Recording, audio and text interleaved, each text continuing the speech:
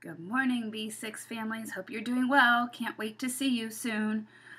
Today we'll continue our reading. So, this chapter is called Summer Days. The early summer days on the farm are the happiest and fairest days of the year. Lilacs bloom and make the air sweet and then fade. Apple blossoms come with lilacs, and the bees visit around among the apple trees. The days grow warm and soft. School ends, and children have time to play, to fish for trouts in the brook. Avery often brought a trout home in his pocket, warm and stiff and ready to be fried for supper. Now that school was over, Fern visited the barn almost every day to sit quietly on her stool. The animals treated her as an equal. The sheep lay calmly at her feet. Around the 1st of July, the work horses were hitched to mowing machine, and Mr. Zuckerman climbed into the seat and drove into the field. All morning you could hear the rattle of the machine as it went round, and while the tall grass fell down behind the cutter bar in long green swaths. Next day, if there was no thunder shower, all hands would help rake and pitch and load, and the hay would be hauled to the barn in the high hay wagon, with Fern and Avery riding at the top of the load. Then the hay would be hoisted, sweet and warm, into the big loft until the whole barn seemed like a wonderful bed of timothy and clover. It was fine to jump in and perfect to hide in, and sometimes Avery would find a little grass snake in the hay and would add it to the other things in his pocket. Early summer days are a jubilee time for birds in the fields and around the house and the barn, in the woods and the swamp. Everywhere, love and songs and nests and eggs. From the edge of the woods, the white-throated sparrow, which must come all the way from Boston, calls, "Oh, Peabody, Peabody, Peabody," on an apple bough, and Phoebe teeters and wags its tail and says, "Hoo-wee, hoo-wee." The song sparrow, who knows how brief and lovely life is, says, "Sweet, sweet, sweet," interludes of "sweet, sweet, sweet" interlude. If you enter the barn, the swallows swoop down from their nests and scold, "Cheeky, cheeky," they say. In early summer, there are plenty of things for a child to eat and drink and suck and chew. Dandelion stems are full of milk, clover heads are loaded with nectar, and the Frigidaire is full of ice-cold drinks. Everywhere you look is life. Even the little ball of spit on the weed stalk, if you poke it apart, has a green, warm inside in it. And on the underside of the leaf of the potato vine are the bright orange edges of potato bug. It was a day in early summer that the goose eggs hatched. This was an important event in the barn cellar. Fern was there sitting at her stool when it happened. Except for the goose herself, Charlotte was the first to know that the goslings had at last arrived.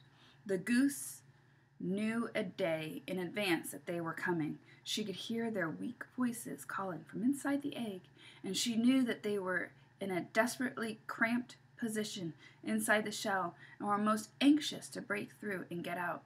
So she sat quite still and talked less than usual.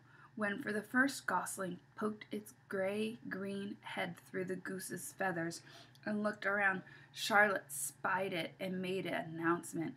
"I am sure," she said, "that every one of us here will be gratified to learn that our 4 weeks of unremittent effort and patience on the part of our friend the goose, she now has something to show for it. The gooselings have arrived. May I offer my sincere congratulations?" "Thank you, thank you, thank you," said the goose, nodding and bowing shamelessly. "Thank you," said the gander. "Congratulations," shouted Wilbur. "How many goslings are there?" "I can only see one." "There are 7," said Goose. "Fine," said Charlotte. 7 is a lucky number." "Lucky had nothing to do with this," said the goose. "It was good management and hard work." At this point, Templeton showed his nose from his hiding place under Wilbur's trough. He glanced at Fern and then crept cautiously towards the goose, keeping close to the wall. Everyone watched him, for he was not well liked and not trusted. "Look," he began in his sharp voice, "you say you have 7 goslings. There were 8 eggs. What happened to the other egg? Why didn't it hatch?" "It's a dud, I guess," said the goose. "What are you going to do with it?" continued Templeton, his little round beaded eyes fixed on the goose. "You can have it," replied the goose. "Roll it away and add it to that nasty collection of yours." Templeton had a habit of picking up unusual objects around the farm and storing them in the home. He saved everything. "Certainly, certainly, certainly," said the gander. "You may have the egg, but I'll tell you one thing, Templeton. If I ever catch you oking your ugly nose around our goslings, I'll give you the worst pounding a rat had ever taken." And the gander opened his strong wings and beat the air with them to show his power. He was strong and brave, but the truth is, both the goose and the gander were worried about Templeton. And with good reason. The rat had no morals, no conscience, no scruples, no consideration, no decency, no milk of rodent kindness, no compunctions, no higher feelings, no friendliness, no anything. He would kill a gosling if he could get away with it. The goose knew that. Everybody knew it. With her broad bill, the goose pushed the unhatched egg out of the nest, and the entire company watched in disgust while the rat rolled it away. Even Wilbur, who could eat almost anything, was appalled. Imagine wanting a junky old rotten egg. He muttered. "A rat is a rat," said Charlotte. She laughed, a tinkling little laugh.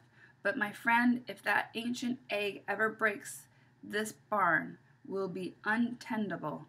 "What's that mean?" asked Wilbur. "It means nobody will be able to live here on account of the smell. A rotten egg is a regular stink bomb." "I won't break it," snarled Templeton. "I know what I'm doing. I handle stuff like this all the time." He disappeared into the tunnel, pushing the goose egg in front of him. He pushed and nudged till succeeding in rolling it into the lair under the trough. That afternoon, when the wind had died down and the barnyard was quiet and warm, the gray goose led her 7 goslings off the nest and out into the world. Mr. Zuckerman spied them when he came with Wilbur's supper. "Well, hello there," he said, smiling all over. "Let's see. 1, 2, 3, 4, 5, 6, 7. 7 baby geese. Now, isn't that lovely?" So that's the end of this chapter, and we will read another chapter tomorrow. I will see you tomorrow, B6. Have a great day.